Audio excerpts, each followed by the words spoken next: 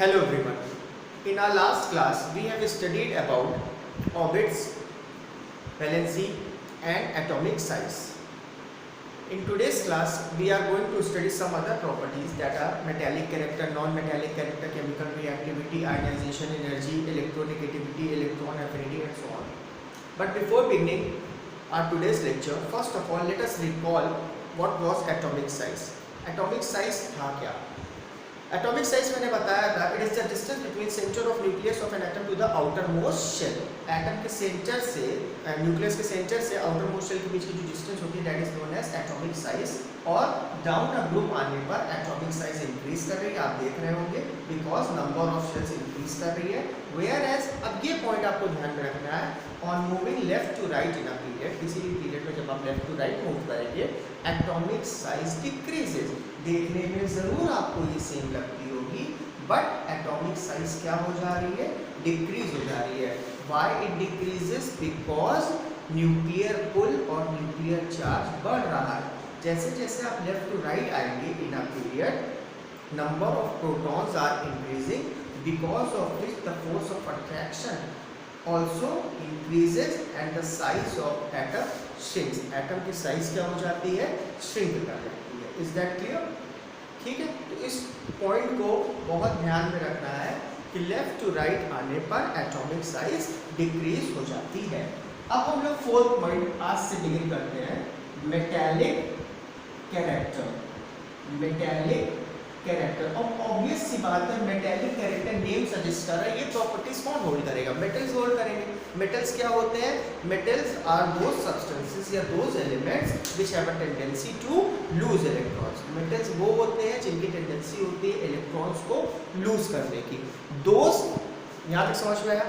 Metals which loses electrons quickly or easily are said to be more metallic. वो metal जो जल्दी से अपना इलेक्ट्रॉन लूज कर देते हैं उनको more metallic बोलते हैं, और जो देर में लूज करेंगे उनको बोलेंगे less metallic. Metals which loses electron more easily or quickly are said to be more metallic, and which loses electron less quickly or slowly are said to be less metallic. तो metallic character ये जो term था ये clear हो गया होगा. अब हम लोग पढ़ेंगे डाउन अ ग्रुप वाले पे क्या चेंजेस होते हैं मेटेलिक कैरेक्टर में डाउन अ ग्रुप मूव करने पर. एक एग्जाम्पल फर्स्ट ग्रुप के एलिमेंट्स का लेते हैं. लिथियम है, nucleus first shell second shell. Sodium nucleus first shell second shell third shell. Potassium nucleus first shell second shell third shell fourth shell. उसके नीचे रुबिडियम, सीजियम, फ्रांसियम, ऐसे आते जाएंगे. यहाँ तक क्लियर है? हम इन तीन से ही समझ लेते हैं. लिथियम का आउटर मोस्ट शेल का इलेक्ट्रॉन यहाँ पर है, सोडियम का यहाँ पर है और पोटेशियम का यहाँ पर है. आप लोग क्लियरली देख पा रहे होंगे कि जो लिथियम का आउटर मोस्ट शेल का इलेक्ट्रॉन है अपने न्यूक्लियस के नियरेस्ट है, जबकि इन तीनों की बात करते हैं इसमें फार्देस्ट कौन है? सबसे दूर किसका इलेक्ट्रॉन है? पोटेशियम का. यहाँ पे जो इलेक्ट्रॉन है लिथियम का आउटर मोस्ट शेल का, वो इसके न्यूक्लियस से या न्यूक्लियर चार्ज से दूर पे है, सॉरी पास पे है, और ये वाले कहाँ पे है? दूर पर है, फार्दर डिस्टेंस है. ठीक है, एटॉमिक साइज देख रहे हो टॉप टू बॉटम आने पर बढ़ रही है, because of which nuclear pull और न्यूक्लियर चार्ज क्या हो जा रहा है? डिक्रीज कर रहा है. उसका जो इफेक्ट है, प्रभाव है, वो क्या हो जा रहा है? कम हो जा रहा है. बिकॉज ऑफ विच यहाँ से या नीचे से इलेक्ट्रॉन को रिमूव करना इज क्वाइट ईजी. बड़ी आसानी से हम इनके इलेक्ट्रॉन्स को इसमें से क्या कर सकते हैं? रिमूव कर सकते हैं. क्यों रिमूव कर सकते हैं? जितना बॉटम ऑफ द ग्रुप में एलिमेंट प्लेस्ड होगा वहाँ से इलेक्ट्रॉन को रिमूव कराना, निकालना इज क्वाइट ईजी. या वो बहुत पहले ही इलेक्ट्रॉन को अपने क्या कर देगा? लूज कर देगा. व्हाई? बिकॉज न्यूक्लियर चार्ज और द फोर्स ऑफ अट्रैक्शन जो है वो बहुत कम होगा. वेयर एज यहाँ की बात करते हैं, लिथियम की बात करते हैं. लिथियम का जो वैलेंस इलेक्ट्रॉन है, लास्ट शेल का इलेक्ट्रॉन है, अपने न्यूक्लियस से काफ़ी पास में, तो फोर्स ऑफ अट्रैक्शन इनके बीच में कैसा होगा? बहुत ही स्ट्रॉन्ग होगा. तो it will also loose electron but not so easily. या हम बोल सकते हैं ये बाद में इलेक्ट्रॉन को लूज करेगा. ठीक है। तो डाउन द ग्रुप आने पर मेटेलिक कैरेक्टर इंक्रीज कर जाता है। क्यों इंक्रीज कर जाता है? बिकॉज न्यूक्लियर चार्ज डिक्रीज कर जाता है, या आप बोल सकते हैं एटॉमिक साइज इंक्रीज कर जाती है। तो on moving down the group metallic character increases, metallic character increases. Is it clear? तो फर्स्ट ग्रुप के एलिमेंट की बात करते हैं। बॉटम में सबसे आता है francium. It is the most metallic element, मतलब वो सबसे पहले इलेक्ट्रॉन को अपने लूज करेगा। अब हम लोग पढ़ेंगे across a period, B point, across a period, that is left to right. Example ले लेते हैं, सोडियम, मैग्नीशियम, एल्युमिनियम। सोडियम का nucleus first shell, second shell, third shell. Magnesium का nucleus first shell, second shell and third shell. Aluminium का nucleus first shell, second shell and third shell. यहाँ पे 3 electrons हैं, इसके आउटर मोस्ट शेल में 2 है और सोडियम के आउटर मोस्ट शेल में 1 इलेक्ट्रॉन है। सारे के सारे मेटल्स हैं और सबकी टेंडेंसी है इलेक्ट्रॉन्स को लूज करने की। ये तो क्लियर हो गई बात। हाँ, बात ये आती है कि इनमें से पहले कौन लूज करेगा इलेक्ट्रॉन्स को, सोडियम करेगा कि मैग्नीशियम करेगा कि एल्युमिनियम करेगा। थोड़ा सा रिकॉल करते हैं, मैंने बताया था एटॉमिक साइज में जैसे जैसे आप लेफ्ट टू राइट आते हैं एटॉमिक साइज जो होती है न्यूक्लियर चार्ज के वजह से डिक्रीज कर जाती है।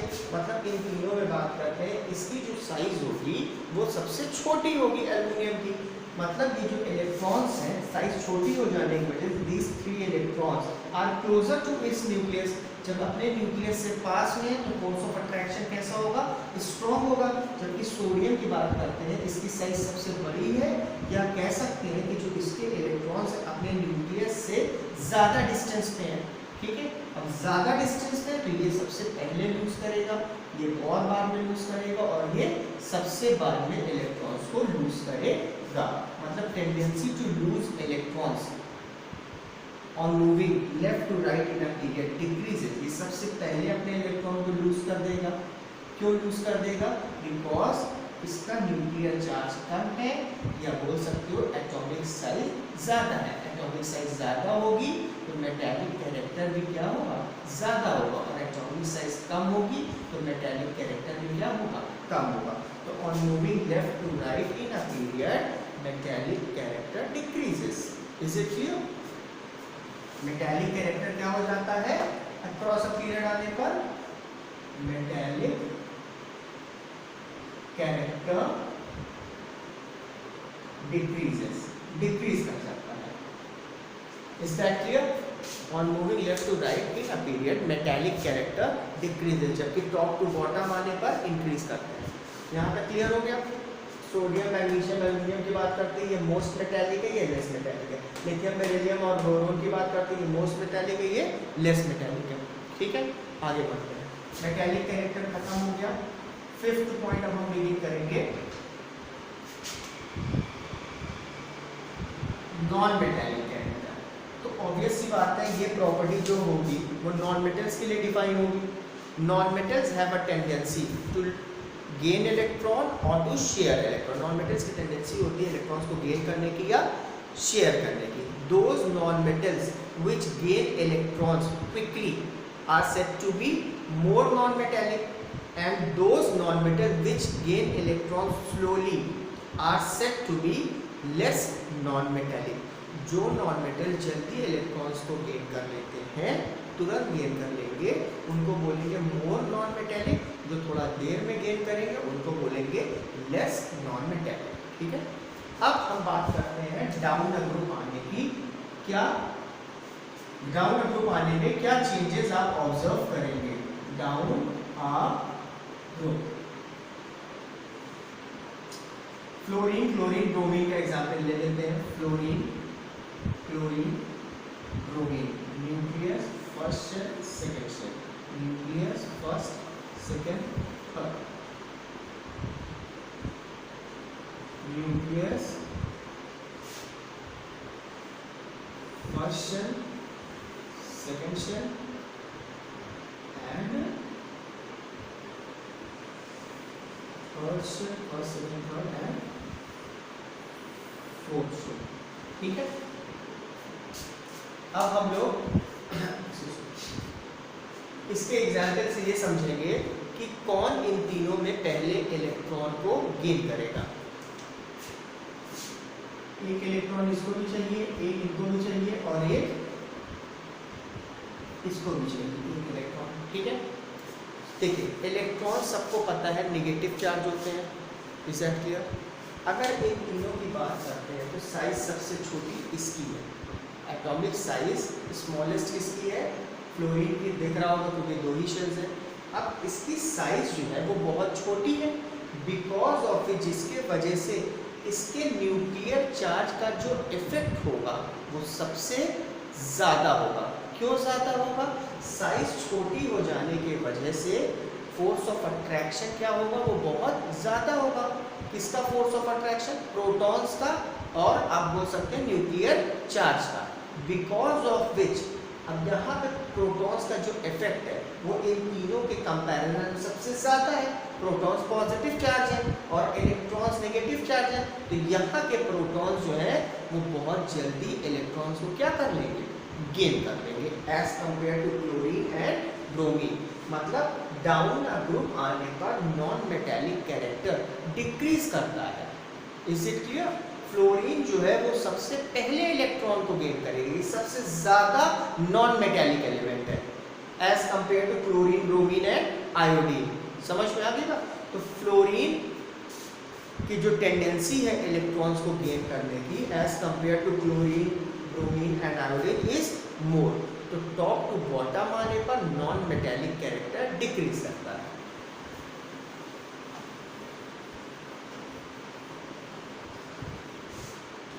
Non metallic character decreases, non metallic character decreases. Is it clear. अब हम लोग पढ़ेंगे across a period, across a period, that is left to right। Example ले लेते हैं fluorine, sorry phosphorus, sulphur and chlorine का। फॉस्फोरस का न्यूक्लियस 3 शेल्स, ये फॉस्फोरस है, देन है सल्फर न्यूक्लियस 3 शेल्स, देन आपका लास्ट में है क्लोरीन न्यूक्लियर 1, 2 एंड 3 शेल्स। इनके आउटर मोस्ट शेल में 5 इलेक्ट्रॉन है, सल्फर के 6 है और क्लोरीन के 7 है। फॉस्फोरस को 3 इलेक्ट्रॉन्स चाहिए, सल्फर को 2 इलेक्ट्रॉन्स चाहिए और क्लोरीन को 1 इलेक्ट्रॉन चाहिए। आप लोग ने पढ़ा है कि on moving left to right in a period, जब आप लेफ्ट टू राइट किसी पीरियड में जाते हैं एटॉमिक साइज जो होती है वो डिक्रीज कर जाती है। मतलब इन तीनों की बात करते हैं तो क्लोरीन की जो साइज होगी वो सबसे छोटी साइज होगी। Is it clear. जब इसकी साइज सबसे छोटी साइज है तो इसका जो न्यूक्लियर चार्ज का इफेक्ट होगा वो सबसे ज़्यादा होगा। Is it clear. यहाँ पर जो प्रोटॉन्स हैं उनका फोर्स ऑफ अट्रैक्शन कैसा होगा, बहुत ही स्ट्रॉन्ग होगा। तो ये यहाँ के जो प्रोटॉन्स हैं वो इलेक्ट्रॉन्स को बहुत जल्दी से क्या कर लेंगे, गेन कर लेंगे in comparison to sulphur and phosphorus. तो लेफ्ट टू राइट जाने पर नॉन मेटेलिक कैरेक्टर या tendency to gain electrons increase कर रहा है। क्यों इंक्रीज कर रहा है, बिकॉज एटॉमिक साइज डिक्रीज करती है, या बोल सकती हो न्यूक्लियर चार्ज इंक्रीज करता है। समझ में आई बात। तो जो नॉन मेटेलिक कैरेक्टर होता है on moving left to right in a period increases. Why increases, because nuclear charge और force of attraction increases. Cross of period आने पर नॉन मेटेलिक कैरेक्टर इंक्रीज कर जाता है।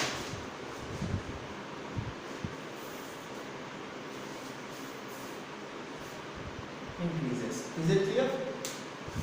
अब हम लोग इसके आगे पढ़ेंगे। एक सेकंड। फोर्थ पॉइंट में मेटेलिक कैरेक्टर पढ़ा था। Metallic character down a group आने पर, डाउन अ ग्रुप आने पर metallic character, down a group आने पर मेटेलिक कैरेक्टर इंक्रीज करता था, जबकि अक्रॉस अ पीरियड आने में डिक्रीज करता था। जबकि जो इफेक्ट मेटेलिक कैरेक्टर शो कर रहा था, जो वेरिएशन मेटेलिक कैरेक्टर शो कर रहा था, उसका ऑपोजिट वेरिएशन कौन शो कर रहा है, non metallic character. Down up group आने पे मेटालिक कैरेक्टर इंक्रीज करता था, जबकि डाउन अप ग्रुप आने पे नॉन मेटालिक कैरेक्टर डिक्रीज करता है। अक्रॉस अ पीरियड आने पे मेटालिक कैरेक्टर डिक्रीज करता था, जबकि अक्रॉस अ पीरियड आने पर ये इंक्रीज करता है। समझ में आई बात? इसी से रिलेट करके अब हम लोग नेक्स्ट प्रॉपर्टी पढ़ेंगे, that is sixth property, chemical reactivity. Chemical reactivity, कौन कितना रिएक्टिव है। मेटल्स के केस की बात करते हैं। आप लोगों ने पढ़ा है कि टॉप टू बॉटम आने पर मेटेलिक कैरेक्टर जो हो रहा है वो इंक्रीज कर रहा है, मतलब जो नीचे होगा at the bottom of the table वो मोर मेटेलिक। मोर मेटेलिक का मतलब बहुत जल्दी से अपना इलेक्ट्रॉन लूज कर देगा, बहुत जल्दी से अपना इलेक्ट्रॉन लूज कर देगा। क्या मतलब हुआ कि ये सबसे ज्यादा रिएक्टिव है। क्यों रिएक्टिव सबसे ज्यादा? बिकॉज बहुत ही इजीली क्विकली अपने इलेक्ट्रॉन्स को क्या कर देगा, लूज कर देगा। Is it clear? इन तीनों की बात करते हैं। सबसे पहले अपना इलेक्ट्रॉन कौन लूज करेगा? पोटेशियम लूज करेगा। बाद में कौन लूज कर, मतलब और देर में सोडियम, और देर में लिथियम। ऊपर जाने पे डिक्रीज कर रहा है और नीचे आने पर इंक्रीज कर रहा है। मतलब अगर कोई element bottom of the group है इन मेटल्स, मेटेलिक ग्रुप्स जो है उसमें अगर कोई बॉटम ऑफ द ग्रुप है, नीचे जो है वो उतनी जल्दी इलेक्ट्रॉन को क्या कर देगा, लूज कर देगा। तो it means on moving top to bottom और डाउन द ग्रुप आने पर केमिकल रिएक्टिविटी इंक्रीज करती है। मेटेलिक ग्रुप्स में, इन मेटेलिक ग्रुप्स जो मेटल के ग्रुप्स होंगे, टॉप टू बॉटम आने पर chemical reactivity increases. Is it clear? अब हम लोग नॉन मेटालिक ग्रुप की बात करते हैं। Non metallic groups, that is group number 15, 16 और 17। चलिए 17 के एग्जाम्पल लेके चलते हैं। फ्लोरीन के आउटर मोशन में 27 है, 287, 2887, ठीक है। सबको एक एक इलेक्ट्रॉन्स चाहिए। टेंडेंसी इलेक्ट्रॉन्स को गेन करने की सबसे ज़्यादा किसकी है? फ्लोरीन की है ना। लेकिन यहाँ पे लिखा है non metallic character. Non metallic character top to bottom आने पर डिक्रीज करता है, मतलब ऊपर वाले की सबसे ज़्यादा है और नीचे वाले का नॉन मेटालिक कैरेक्टर सबसे कम है। ये सबसे पहले इलेक्ट्रॉन को गेन करेगा, ये और देर में तो केमिकल रिएक्टिविटी क्या हो जा रही है? डिक्रीज कर रहा है। केमिकल रिएक्टिविटी क्या कर रही है? डिक्रीज कर रही है। मेटल्स के केस में टॉप टू बॉटम आने पर केमिकल रिएक्टिविटी इंक्रीज कर रही थी। In the case of non metals, जो नॉन मेटालिक ग्रुप्स है, टॉप टू बॉटम आने पर केमिकल रिएक्टिविटी क्या कर जाएगी? डिक्रीज कर जाएगी। ठीक है, जैसा non metallic character top to और बॉटम आने पर डिक्रीज कर रहा था, in the same way chemical reactivity भी क्या कर जाएगी? डिक्रीज कर जाएगी। मेटल्स में टॉप टू बॉटम आने पर मेटालिक कैरेक्टर इंक्रीज कर रहा था, in the same way chemical reactivity will also increases. ठीक है, टॉप टू बॉटम तो हो गया मेटालिक ग्रुप का और नॉन मेटालिक ग्रुप का। अब अक्रॉस अ पीरियड की बात करते हैं। Across a period chemical reactivity में क्या चेंजेस होंगे when we move across a period, that is left to right in a period. जब हम लोग लेफ्ट टू राइट मूव करेंगे तो केमिकल रिएक्टिविटी में क्या चेंजेस देखेंगे। अभी हम लोग ने मेटालिक कैरेक्टर में पढ़ा था सोडियम, मैग्नीशियम, एल्यूमिनियम। ये सबसे ज़्यादा मेटालिक था, मतलब सबसे जल्दी इलेक्ट्रॉन्स को लूज कर रहा है, उनसे देर में।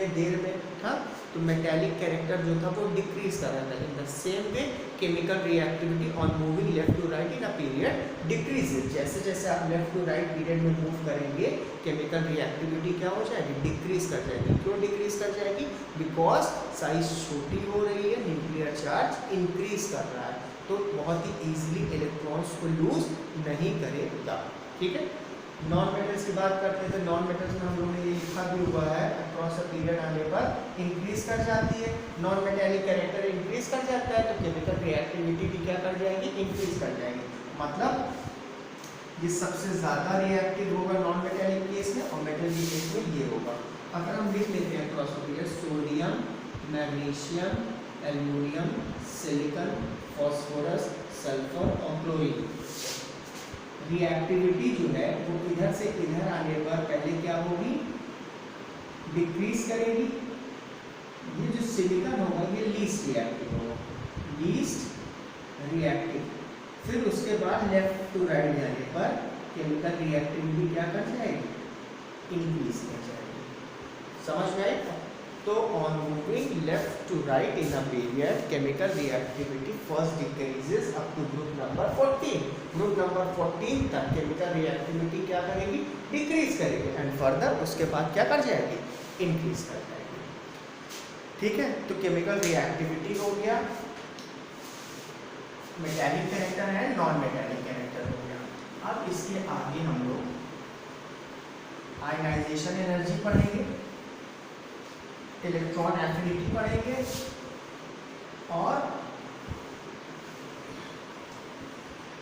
इलेक्ट्रोनेगेटिविटी पढ़ेंगे। उसके पहले दो टर्म्स हैं, ये बार बार आएंगे, पूरी केमिस्ट्री जब तक पढ़ेंगे तब तक आएंगे। रिड्यूसिंग एजेंट, मेटल्स जो होते हैं या दो substances which have a tendency to lose electron are called reducing agent, जो अपने इलेक्ट्रॉन्स को क्या कर दे, लूज कर दे। डेफिनेशन क्या होगी, सब्सटेंसेस, हमने नोट्स में मेटल्स लिखवाया है, metals have a tendency to lose electron and they are said to be reducing agents. ठीक है, more reactive metal stronger the reducing agent, less reactive metal weaker the reducing agent। अगर हम metals की बात करते हैं लिथियम, सोडियम और potassium, तो potassium will be more oxidise reducing agent, stronger reducing agent as compared to lithium। is it clear? तो reducing agent क्या होता है, reducing agent is a substance which loses its electron। Oxidising agent, oxidising agent is a substance which opposite होगा इसका क्या होगा, which gains electron.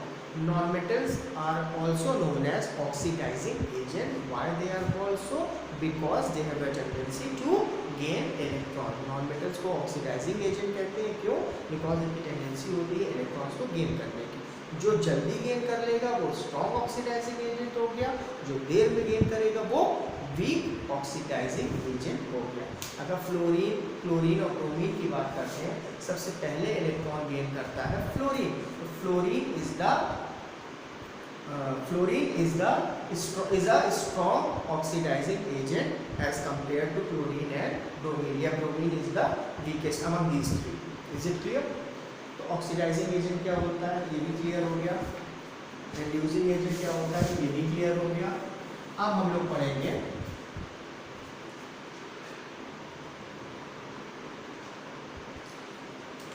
Nature of oxides. बहुत simple सा टॉपिक है, विदिन सेकेंड्स खत्म हो जाएगा।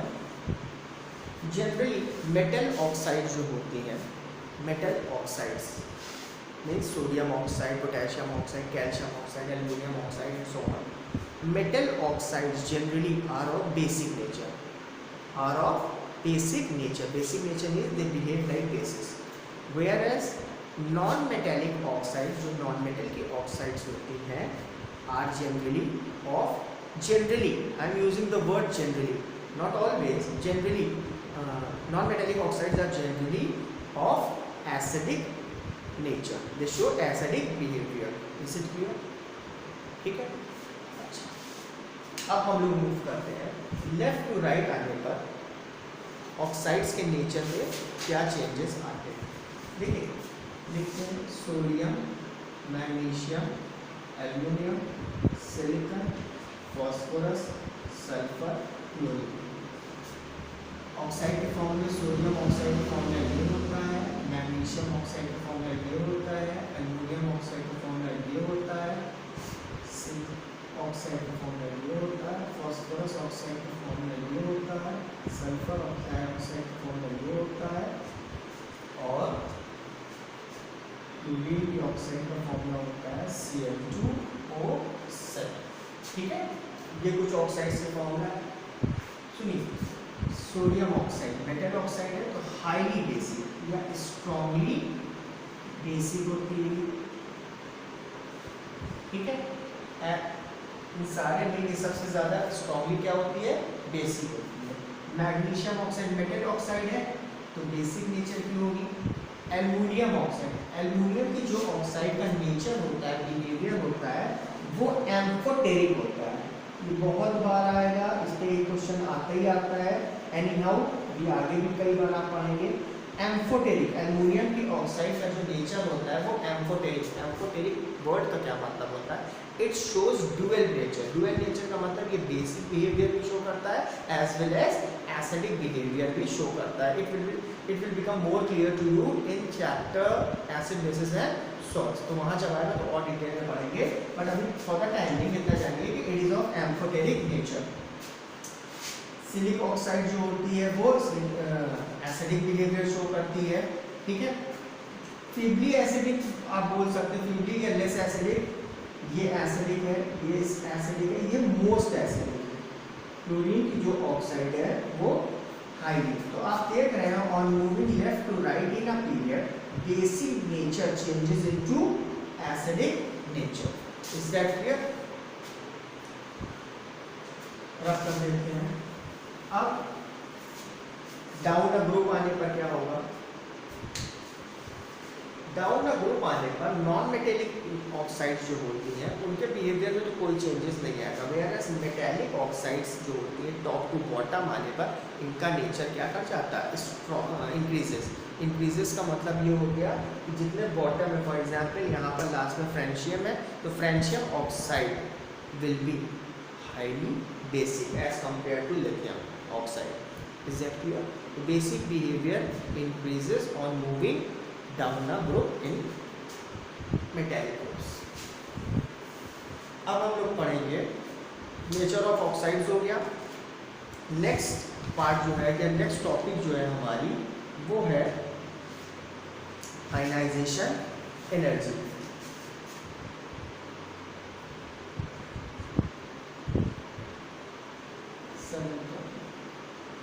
आयनाइजेशन बहुत ही इम्पोर्टेंट टॉपिक है। आयनाइजेशन एनर्जी और आयनाइजेशन पोटेंशियल और ionisation enthalpy.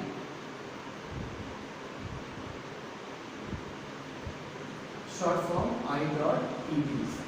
Ionization energy, ionisation potential और आयनाइजेशन एंथैल्पी, ठीक है। ये चीज़ समझना है, बहुत ही आराम से समझा रहे हैं। ये सारी टॉपिक जो है थोड़ा ध्यान देकर समझने लायक है। अगर आप थोड़ी सी भी जल्दबाजी करेंगे या कंसंट्रेट नहीं करेंगे तो आपको ये समझ में नहीं आएगा, ठीक है। आयनाइजेशन एनर्जी एक एग्जाम्पल से समझाते हैं।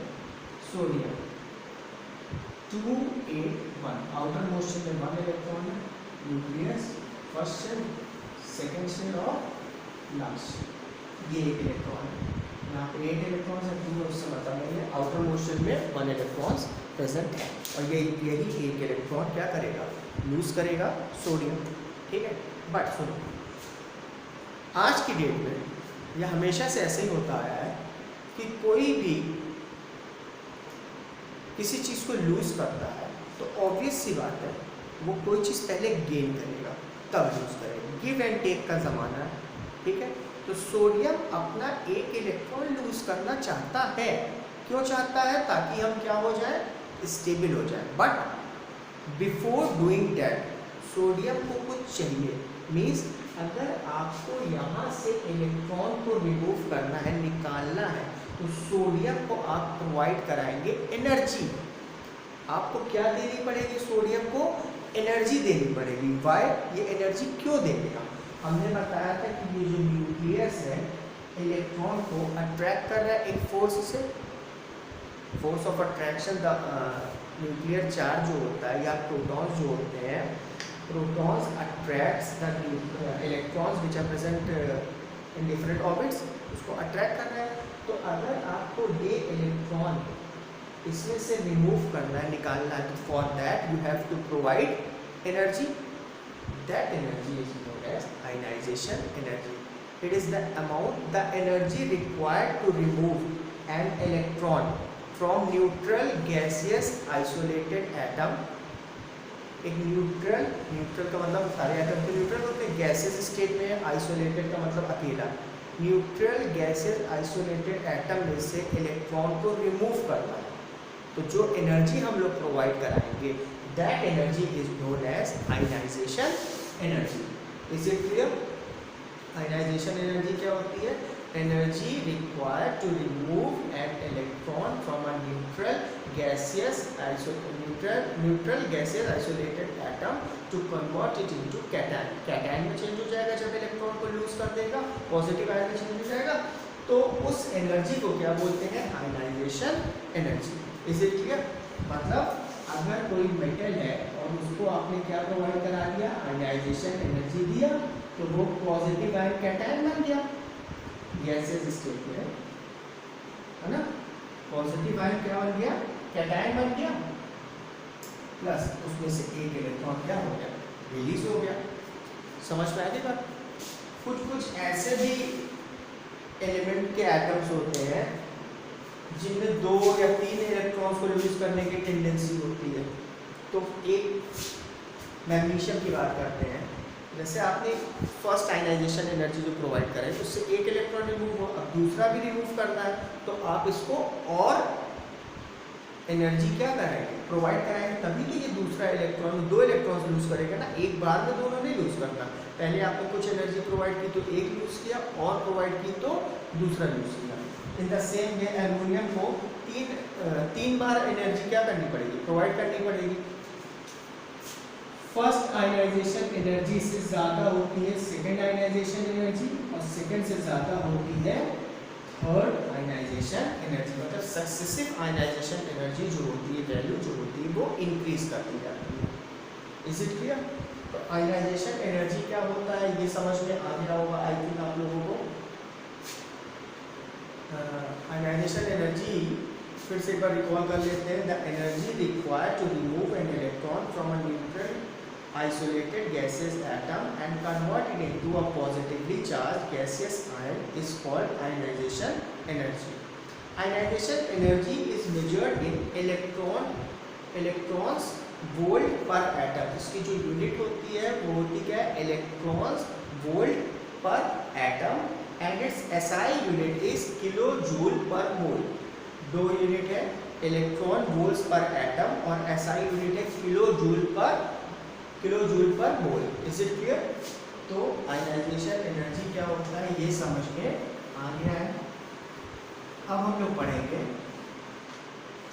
डाउन अ ग्रुप आने पर क्या चेंजेस हम लोग ऑब्जर्व करेंगे। Down a group, first group ले लेते हैं, lithium nucleus first shell second shell, एक electron. Sodium nucleus first shell second shell third shell, एक electron. Potassium nucleus first shell second shell third shell and fourth shell, एक electron. ठीक है, आप देख रहे हैं कि as we are going down the group, top to bottom जब हम आ रहे हैं किसी भी ग्रुप में, एटॉमिक साइज क्या होती जा रही है? बढ़ती जा रही है। जब एटॉमिक साइज बढ़ती है तो न्यूक्लियर चार्ज का जो इफेक्ट होता है वो रिड्यूस हो जाता है, कम हो जाता है, मीन्स फोर्स ऑफ अट्रैक्शन कम हो जाएगा। जब फोर्स ऑफ अट्रैक्शन कम हो जाएगा तो हमको बहुत ही कम एनर्जी देनी पड़ेगी इलेक्ट्रॉन्स को रिमूव करने के लिए। मतलब अगर लिथियम सोडियम और पोटेशियम की बात करते हैं, इसका जो वैलेंस इलेक्ट्रॉन है अपने न्यूक्लियस से फारदेस्ट डिस्टेंस पे है, तो it will require very less amount of energy to lose its electron. अपने इलेक्ट्रॉन को लूज करने के लिए बहुत ही कम एनर्जी की ज़रूरत इसको पड़ेगी। मतलब जैसे जैसे आप डाउन द ग्रुप आते जाएंगे, जो वैलेंस इलेक्ट्रॉन होगा अपने न्यूक्लियस से उसकी डिस्टेंस क्या होती जाएगी? बढ़ती चली जाएगी, तो it will require very less amount of energy. तो आयनाइजेशन एनर्जी की value on moving down a group decreases. Down a group आने पर आयनाइजेशन एनर्जी क्या कर जाती है? डिक्रीज कर जाती है। मतलब बहुत ही कम एनर्जी दिए ये अपने इलेक्ट्रॉन्स को क्या कर देंगे? लूज कर देंगे, हम इनको बहुत ही कम एनर्जी प्रोवाइड कराएंगे और ये इजीली अपने इलेक्ट्रॉन्स को लूज कर देंगे। Is that clear? I think इतना आपको समझ में आ गया होगा। अब हम लोग पढ़ते हैं across a period. Across a period का मतलब होता है from left to right. Example lithium, beryllium, boron. Nucleus first and second से, बेरिलियम फर्स्ट एंड सेकंड से, बोरोन फर्स्ट। यहाँ पे 3 इलेक्ट्रॉन है, यहाँ पे 2 है, यहाँ पे 1 है। 2,1, 2,2, 2,3 है ना। एक चीज कॉमन सा कॉन्सेप्ट है, उसको क्लियर कर लेते हैं। Greater the force of attraction, greater will be the requirement for ionisation energy. मतलब जितना ज़्यादा फोर्स ऑफ अट्रैक्शन एटम के न्यूक्लियस और आउटर मोस्ट शेल के बीच में होगा, इलेक्ट्रॉन्स के बीच में होगा, उतनी ज़्यादा एनर्जी हमको प्रोवाइड करनी पड़ेगी इलेक्ट्रॉन को रिमूव करने। क्यों? क्योंकि फोर्स ऑफ अट्रैक्शन बहुत स्ट्रॉन्ग है, तो इसको ब्रेक करने के लिए हमको एनर्जी कैसे स्पेंड करनी पड़ेगी? ज़्यादा स्पेंड करनी पड़ेगी। आप लोगों ने पढ़ा था एटॉमिक साइज में, लेफ्ट टू राइट आने पर एटॉमिक साइज जो होती है वो डिक्रीज कर जाती है। मतलब यहाँ पर बोरोन की जो साइज होगी वो सबसे छोटी होगी इन तीनों के कंपैरिजन। छोटी साइज का ये मतलब है कि इसके जो वैलेंस इलेक्ट्रॉन है, इलेक्ट्रॉन जो आउटर मोस्ट शेल में प्रेजेंट है, वो न्यूक्लियस के क्लोजेस्ट है, न्यूक्लियस के पास में है, because of which force of attraction बहुत ज़्यादा है। फोर्स ऑफ अट्रैक्शन ज़्यादा है तो बहुत ज़्यादा एनर्जी हमको प्रोवाइड करानी पड़ेगी यहाँ से इलेक्ट्रॉन को रिमूव कराने के लिए, as compare to lithium and beryllium. Lithium का जो इलेक्ट्रॉन है अपने न्यूक्लियस की साइज बड़ी है, तो न्यूक्लियस से काफ़ी डिस्टेंस पे है। डिस्टेंस ज़्यादा होने की वजह से ये इजीली, मतलब कम एनर्जी में ही इलेक्ट्रॉन को लूज कर देगा। इनसे ज़्यादा एनर्जी की रिक्वायरमेंट ये करेंगे और इनसे ज़्यादा एनर्जी की रिक्वायरमेंट बोरोन करेगा। तो लेफ्ट टू राइट आने पर आयनाइजेशन एनर्जी की जो वैल्यू है वो क्या कर जाएगी? इंक्रीज कर जाएगी। क्यों इंक्रीज कर जाती है? क्योंकि न्यूक्लियर चार्ज बढ़ जाता है, फोर्स ऑफ अट्रैक्शन बढ़ जाता है, और उस फोर्स ऑफ अट्रैक्शन को ओवरकम करने के लिए हमको एनर्जी ज़्यादा से ज़्यादा प्रोवाइड करनी पड़ेगी। ठीक है, तो हमने दोनों पॉइंट पढ़ लिया, मतलब आयनाइजेशन एनर्जी क्या होता है ये पढ़ा, और डाउन अ ग्रुप आने पर as well as across a period जाने पर क्या चेंजेस, क्या वेरिएशन आएंगे उसमें, ये सारी चीज़ें भी पढ़ी। Is that clear? अब हमें 2 पॉइंट और पढ़ना है। 2 क्या 3 पॉइंट पढ़ना है, जैसे कि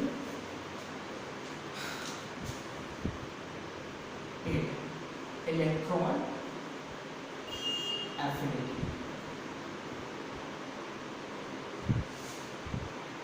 ये से शॉर्ट फॉर्म होता है। ठीक है, इलेक्ट्रॉन एफिनिटी ये क्या होता है?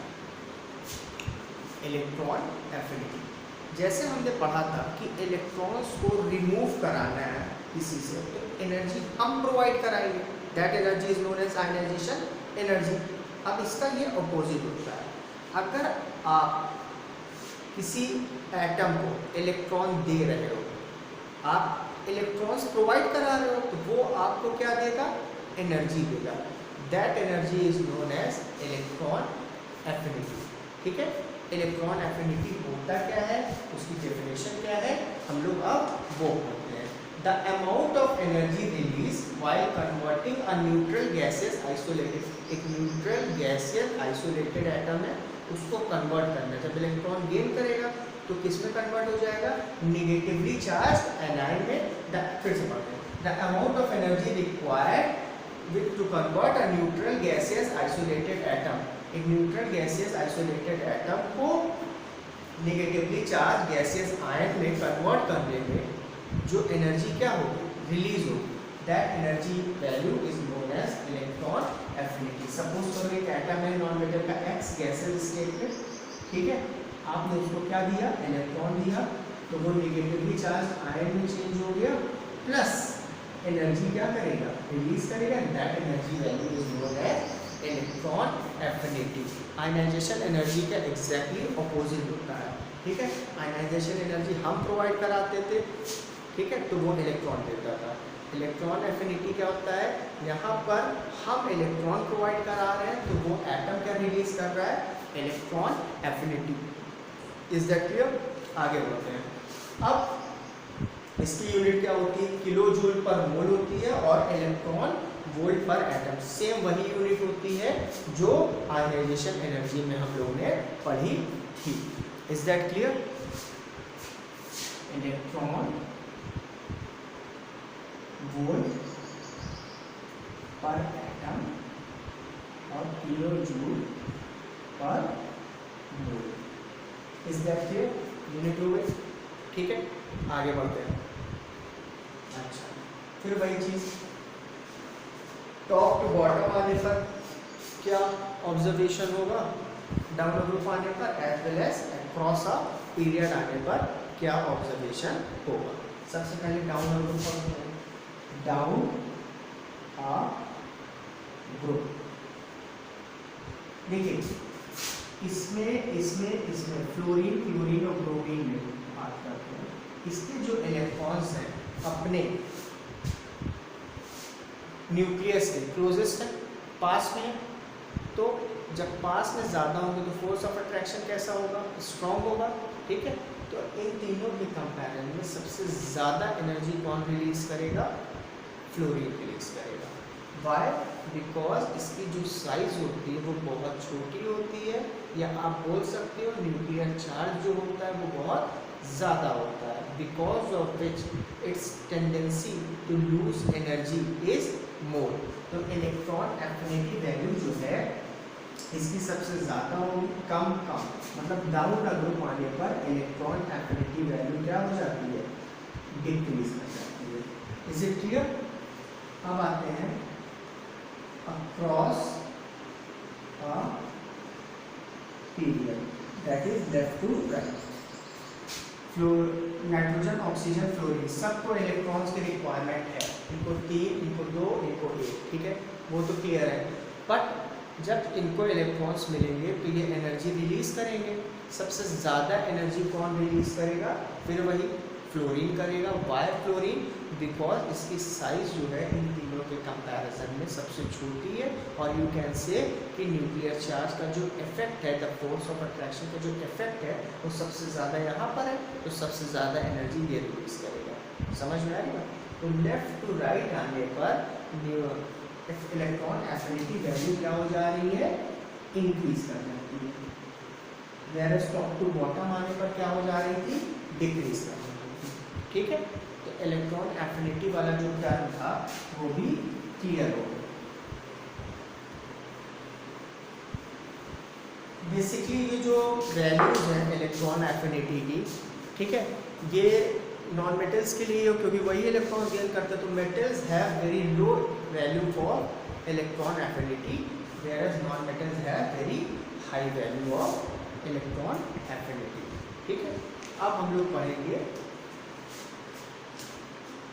ये बेसिकली टॉपिक तो लास्ट, इसके बाद मेल्टिंग पॉइंट, बॉइलिंग पॉइंट भी पढ़ना है, बट अगर देखा जाए तो यही मेन टॉपिक है, इलेक्ट्रोनेगेटिविटी। ये हम लोग नेक्स्ट लेक्चर में पढ़ेंगे, electronegativity, atomic number and atomic masses, ठीक है। टिल देन आप लोग इसको रिवाइज करिए, कोई प्रॉब्लम्स हो कमेंट करिए। Is that clear? हम आपकी सारी क्वेरीज को सॉल्व कर देंगे, ठीक है। Please like and subscribe my channel. Thank you.